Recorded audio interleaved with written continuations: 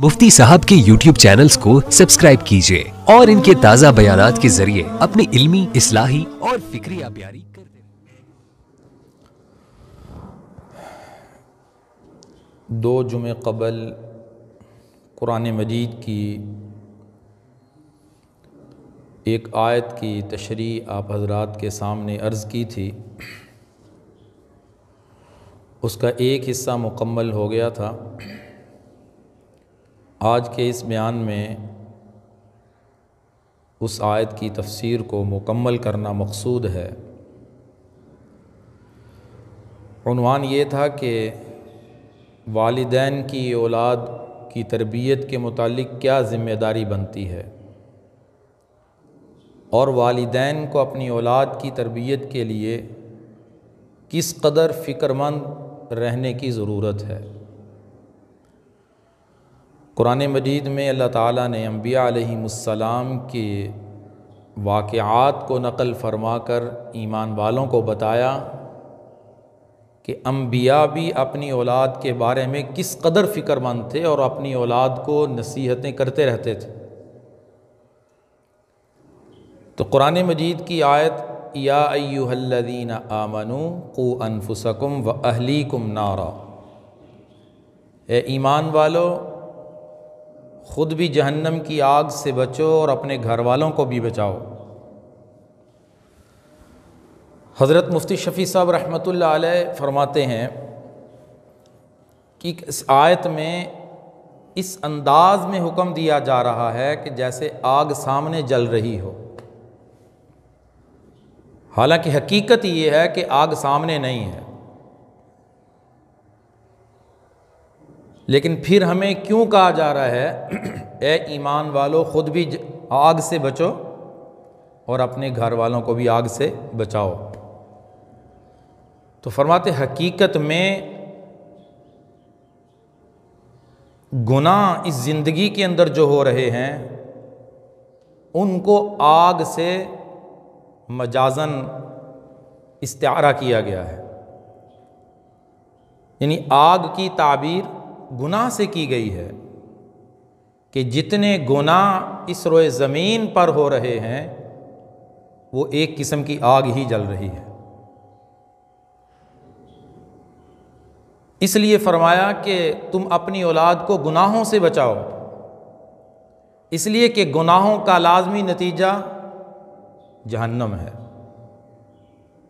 ए ईमान वालो ख़ुद भी जहन्नम की आग से बचो और अपने घर वालों को भी बचाओ। लेकिन चूंकि हमें गुनाह करने का एहसास इसलिए नहीं होता कि तबीयतें गुनाह से मानूस हो चुकी हैं, गुनाह करने की उन्स पैदा हो चुका है, इसलिए गुनाह का एहसास नहीं होता कि मुझसे गुनाह हो गया है। वगरना जिन लोगों के दिल पाकीज़ा होते हैं, तज़किया हो चुका होता है, रूहानी क़ुव्वत ताकतवर हो चुकी होती है, उन्हें गुनाह करने का एहसास होता है कि हमसे कुछ हो गया है। एक लुक़मा हराम का अगर उनके अंदर जाता है उन्हें एहसास हो जाता है कि कुछ हो गया है। दारुल देवबंद के मुदर्रिस हज़रत मौलाना याक़ूब नानोतवी रहमतुल्लाह अलैह बड़े अल्लाह वाले गुज़रे हैं। हज़रत थानवी रहमतुल्लाह अलैह के उस्ताद थे। फरमाते हैं कि एक जगह पे जाना हुआ खाने के लिए, दावत थी, एक लुक़मा मैंने खाया, एहसास हुआ कि ये खाना ठीक नहीं है और बाद में तहकीक की गई, पता चला उस शख्स की आमदनी हराम की थी। तो हज़रत फरमाते हैं 2 महीने उस लुक़मे के असरात मेरे अंदर रहे कि मुख्तलिफ़ किस्म के गुनाह करने का ख्याल बार बार आता रहा। ये नतीजा था उस हराम लुक़मे के अंदर जाने का कि बार बार गुनाह करने का ख्याल आ रहा है। जिनकी रूहानी क़ुव्वत ताकतवर होती है, रूहानी तौर पे सेहतमंद होते हैं, उन्हें एहसास होता है।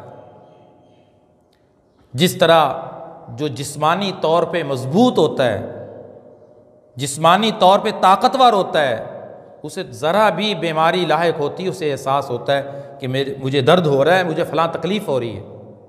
क्योंकि जिस्मानी तौर पे ताकतवर हैं। तो जो रूहानी तौर पे ताकतवर होते हैं उन्हें एहसास होता है कि हमसे गुनाह हो गया है, कहीं मसला ख़राब हो रहा है। और कितने रूहानी क़ुव्वतों वाले अल्लाह वाले नेक लोग ऐसे गुजरे जिन्हें गुनाह नज़र आते थे। इमाम अबू हनीफा रहमतुल्लाह अलैह के मुतालिक लिखा है कि लोग वुज़ू करते थे, उनको गुनाह साफ़ होते नज़र आते थे कि इस वुज़ू करने वाले का फ़लाँ गुनाह साफ़ हो रहा है। इमाम साहब ने अल्लाह ताला से दुआ की कि अल्लाह ये कैफियत ख़त्म फरमा दें, इस तरह लोगों के ऐब मेरे ऊपर ज़ाहिर हो रहे हैं। एक बुज़ुर्ग बाज़ार से गुज़रते थे या नमाज़ पढ़ने के लिए मस्जिद की तरफ आते थे तो अपने चेहरे के ऊपर कपड़ा डालते थे। लोगों ने पूछा, आप अपने आप को छुपा कर क्यों लाते हैं? रूहानी क़ुव्वत मजबूत थी। फरमाते थे इसलिए कि मुझे गुज़रते हुए रास्ते में कोई सही इंसान नज़र ही नहीं आता, सबकी शक्लें ही तब्दील नज़र आती हैं, लोग जानवरों की शक्ल में मुझे नज़र आते हैं, इसलिए मैं अपने आप को छुपाकर मस्जिद की तरफ आता हूँ। कि जो गुनाह उसके अंदर मौजूद होता है वो मुतशक्कल होकर उसी जानवर की सूरत बन जाता है, मुझे इंसान ही नज़र नहीं आते। तो इसलिए फरमाया मुफ्ती शफ़ी साहब रहमतुल्लाह अलैह ने कि यहां आग से मुराद गुनाह हैं। फरमाया कि एक कमरे के अंदर गैस जमा कर दी जाए, अब वहां बस सिर्फ छोटी सी तीली लगाने की ज़रूरत है, छोटी सी चिंगारी जलेगी, सारे कमरे में आग भड़क जाएगी। फरमाया इसी तरह गुनाहों से दुनिया को भर दिया गया है, दुनिया गुनाहों से भरी हुई है, बस सूर फूंकने की देर है आग लग जाएगी। ये गुनाह हैं। कुरान मजीद में अल्लाह ताला फरमाते हैं इन्नल्लज़ीना यअकुलूना अम्वालल यतामा ज़ुल्मन इन्नमा यअकुलूना फ़ी बुतूनिहिम नारा। जो यतीमों का माल नाहक खाते हैं, जुल्म करते हैं, वो अपने पेट में आग भर रहे हैं, वो अपने पेट में आग भर रहे हैं। बाद मुफस्सिरीन फरमाते हैं इसका मतलब ये है कि उसका नतीजा आग की सूरत में मिलेगा, मजाजी माना मुराद है। बाज़ मुफस्सिरीन फरमाते नहीं, हकीकी माना मुराद है, हकीकतन जुल्मन जो माल पेट में डाला जाता है वो आग बन के जाता है। तो गुनाह ये आग हैं। इसलिए फरमाया अपनी औलाद को, अपने घर वालों को इन गुनाहों से रोकना है और ख़ुद भी गुनाहों से बचना है। ऐ ईमान वालों, ख़ुद भी जहन्नम की आग से बचो और अपने घर वालों को भी बचाओ। नबी सल्लल्लाहु अलैहि वसल्लम का यही अंदाज़ तरबियत रहा है कि आप सल्लल्लाहु अलैहि वसल्लम के सामने छोटा सा काम भी गलत होता, आपने घर वालों में से किसी से आप अलैहिस्सलातु वस्सलाम फ़ौरन मना करते, फ़ौरन, बच्चे होते बड़े होते, तरबियत फरमाते। हज़रत हसन से आपको किस कदर प्यार था, आप खुतबा दे रहे होते, हज़रत हसन तशरीफ़ लाते, आपके नवासे रज़ी अल्लाह तआला अन्हु, आप खुतबा रोकर उसे उठा लेते। आप सजदे में होते, हज़रत हसन आपकी पुष्ट पे सवार हो जाते, कमर पे, तो आपका सजदा लंबा हो जाता। लेकिन आप खाना इस्तेमाल कर रहे हैं, जिस अंदाज में खाने के आदाब बयान करने की ज़रूरत है, आप बच्चों को अंदाज सिखाते थे। आपके पास सदक़े के मतलब चीज़ें पड़ी हुई थी, खजूर पड़ी हुई थी, तो हज़रत हसन ने उठाई और मुंह में डाल ली। आपने फरमाया, कख कख अरबी का लफ्ज़ है, ये उस वक्त इस्तेमाल करते हैं जैसे हम कहते हैं मुंह से निकालो, मुंह से ये चीज़ निकाल दो। फरमाया मुंह से निकालो, ये सदक़े की खजूरें हैं, बनी हाशम के लिए सदका जायज़ नहीं है। तरबियत फरमाई, टोका उस बच्चे को कि नहीं ऐसा नहीं कर सकते। हज़रत इकराश रज़ी अल्लाह ताला अन्हु फरमाते हैं कि आप नबी अलैहिस्सलातु वस्सलाम के साथ खाना इस्तेमाल कर रहे थे और आपका हाथ पूरे बर्तन में घूम रहा था, जबकि खाना एक ही तरह का था, कभी कहीं से लुक़मा ले रहे हैं, कभी कहीं से ले रहे हैं। आपने फरमाया कि आप ऐसा ना करें, खाना खाने का तरीका ये होता है कि अपने सामने से खाना खाया जाए। हज़रत क़ुरैश फरमाते हैं कि थोड़ी देर के बाद खजूरें लाई गई। अल्लाह के नबी ने जब मुझे बात समझाई थी, मैंने उस पर अमल शुरू किया। मैं अपने सामने से ही खजूरें खा रहा था, तो आप अलैहिस्सलातु वस्सलाम मुख्तलिफ जगह से उठा रहे थे। फिर आपने समझाया, फिर तरबियत फरमाई, फरमाया जब खाना एक तरह का हो तो अपने सामने से खाना चाहिए, और जब खाने में मुख्तलिफ चीज़ें हों, खजूरें चूँकि मुख्तलिफ थीं, अब तुम्हें इजाज़त है जहाँ से तुम्हारा दिल चाहे वहाँ से तुम उठा सकते हो। आप सल्लल्लाहु अलैहि वसल्लम का ये अंदाज़े तरबियत था, हर चीज़ का अदब बच्चों को सिखाते थे। ये वालिदैन की ज़िम्मेदारी है। लेकिन होता क्या है हमारे मुआशरे में, वालिदैन को बच्चों से मोहब्बत, प्यार उन इस कदर हो जाता है कि बच्चे के गलत काम करने पर बाप कहने को तैयार नहीं है, जबकि मोहब्बत की एक हद है, उस हद से क्रॉस नहीं कर सकते। बाप उस मोहब्बत में अपने बच्चे को रोकता नहीं है, टोकता नहीं, तंबीह नहीं करता। और वालिदैन को तो यहां तक देखा गया है, वाज़े तौर पर बच्चा गलत करता है लेकिन उस गलत को सही करने की कोशिश करते हैं। बालिग हो चुका है बच्चा, वालिदैन की जुबान पे ये भी बच्चा है, अभी बच्चा भी करने दो। जब बात गलत बच्चे के जहन में पुख्ता हो जाएगी तो फिर उससे सही होने की उम्मीद रखना बड़ी मुश्किल बात है। वालिदैन की जिम्मेदारी है कि गलत काम होता देखिए, अपने बच्चे को समझाएं और एक हद तक मोहब्बत करने की इजाज़त है। आप सल्लल्लाहु अलैहि वसल्लम को अपने बच्चों से, अपने नवासों से किस कदर प्यार था, लेकिन इसके बावजूद आप तंबीह फरमाते थे। तो हमें जो जिम्मेदारी सौंपी गई है, हम इस जिम्मेदारी के पाबंद हैं। अबू सलमा, आपके उमर बिन अबू सलमा आपके मुतवन्ना बेटे इसी तरह थे कि आपकी तरबियत में थे। आपने इनकी वालदा हज़रत उम्मे सलमा रज़ी अल्लाह ताला अन्हा से निकाह फरमाया। चूँकि उनके खामद वफ़ात पा गए थे तो आपका निकाह हज़रत उम्मे सलमा से हुआ, तो उनकी जो औलाद वो भी आपकी तरबियत में आ गई। हज़रत उमर बिन अबू सलमा फरमाते हैं कि मैं खाना खाने लगा अल्लाह के नबी के सामने, आपकी तरबियत में था, तो मेरा हाथ पूरे बर्तन में घूम रहा था। अल्लाह के नबी ने फरमाया कि तुम ए लड़के इस तरह खाना ना खाओ, खाना खाने से पहले हाथ धोते हैं, बिस्मिल्लाह पढ़ते हैं और अपने सामने से खाते हैं।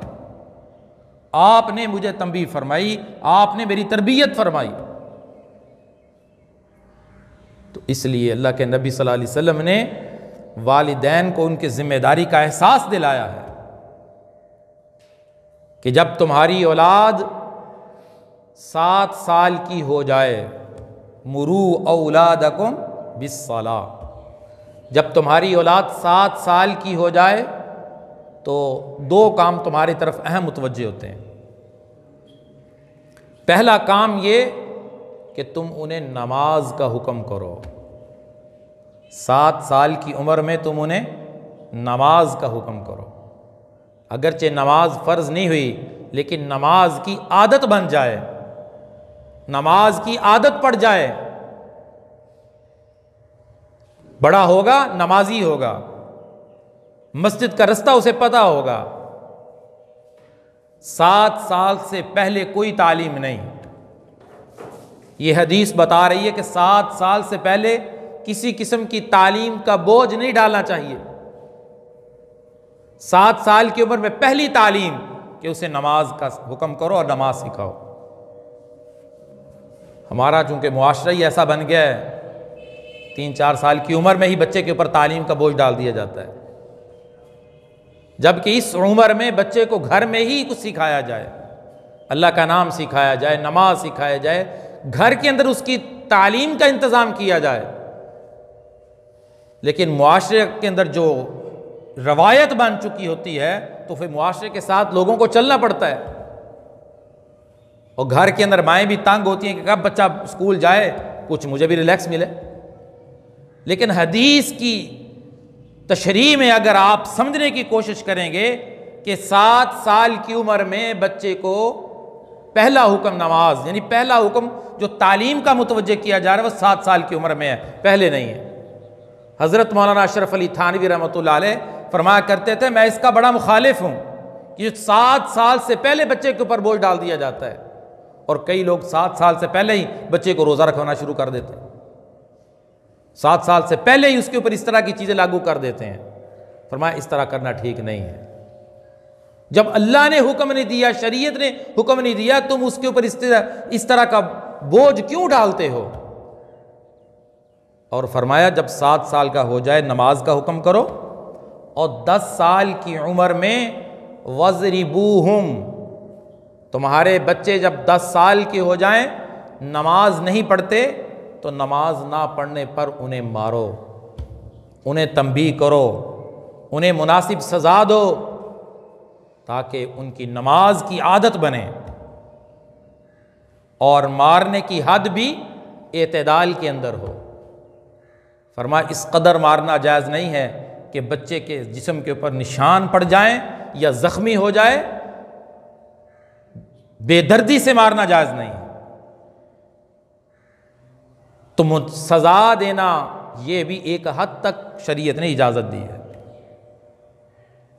लेकिन अगर मुआशरे के ऊपर देखते हैं, अगर कोई कुछ कहता नहीं, वो तो बिल्कुल कुछ कहता ही नहीं है। बच्चा जो मर्ज़ी कर रहा है, कहाँ आ रहा है, कहाँ जा रहा है, उसकी मजलिस क्या है, उसका ताल्लुक़ कैसा है, बाप ने बिल्कुल चुप साध ली है, बिल्कुल चुप का रोज़ा रखा हुआ है।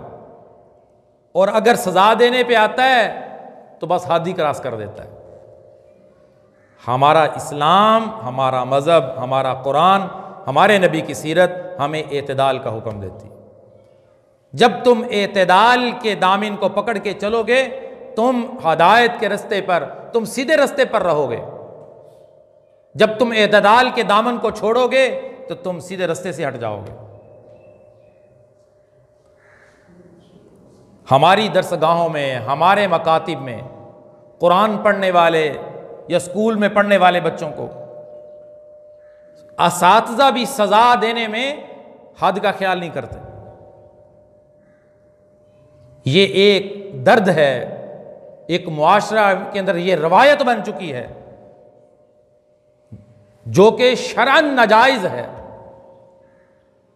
कि बच्चे को कुरान की तालीम के लिए उस पर तशद्दुद किया जाए, उसे इस कदर मारा जाए कि उसके जिस्म पे निशान पड़ जाए, उसकी कुछ जिस्म का कोई उज़व टूट जाए, या इस कदर उसे मारा जाए, सजा दी जाए, वो दीन की तालीम से ही महरूम हो जाए।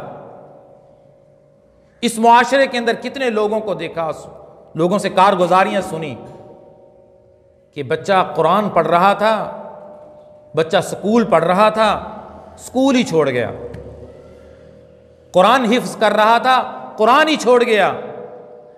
सबब क्या बना? उस्ताद की मार और सज़ा सबब बनी। हकीमुल उम्मत हज़रत मौलाना अशरफ अली थानवी रहमतुल्लाह अलैह फरमाया करते थे, मेरी समझ में नहीं आता नाबालिग बच्चों को इतना मारने वाले अल्लाह के यहाँ जवाब कैसे देंगे,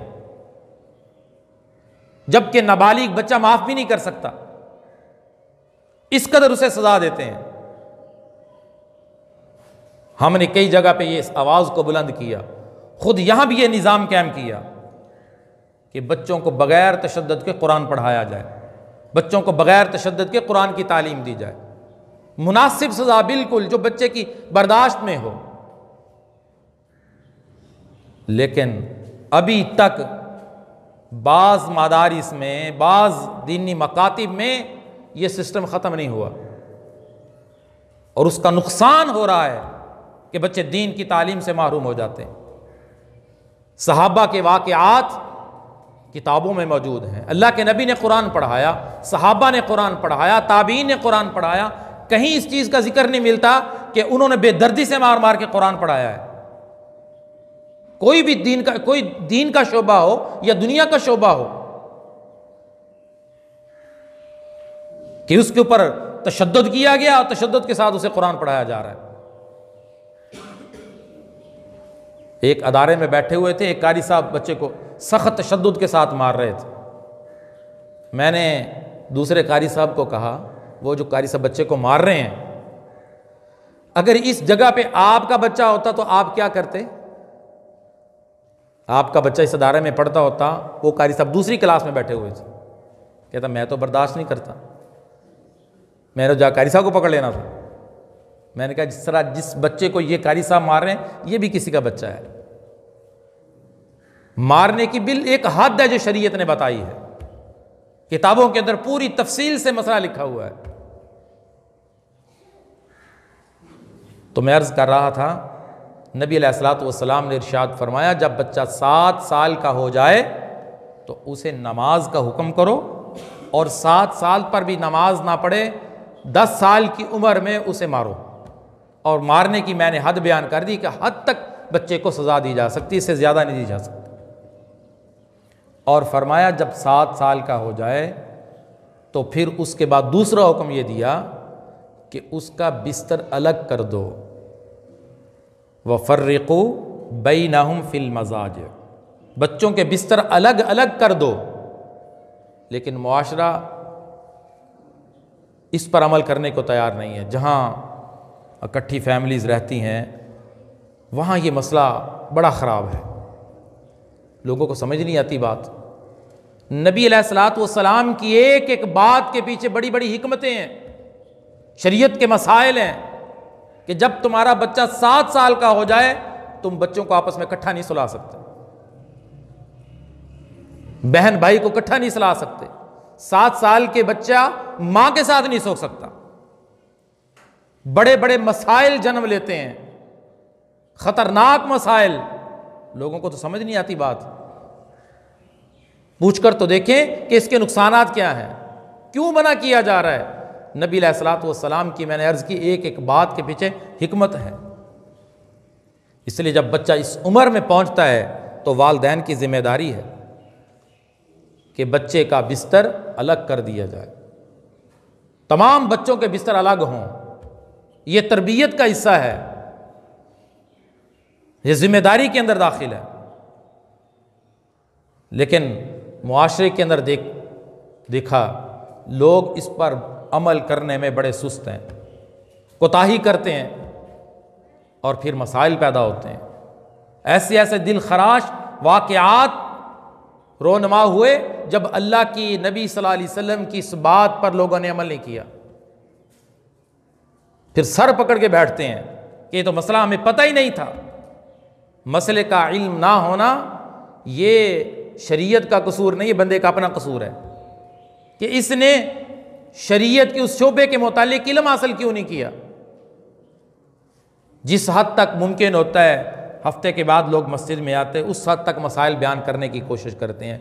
चलो जिस कदर मुमकिन हो सके कि आज के मुसलमान के पास दीन सीखने का टाइम नहीं है, जितना मुमकिन हो सके उतना तो इन्हें बता दिया जाए।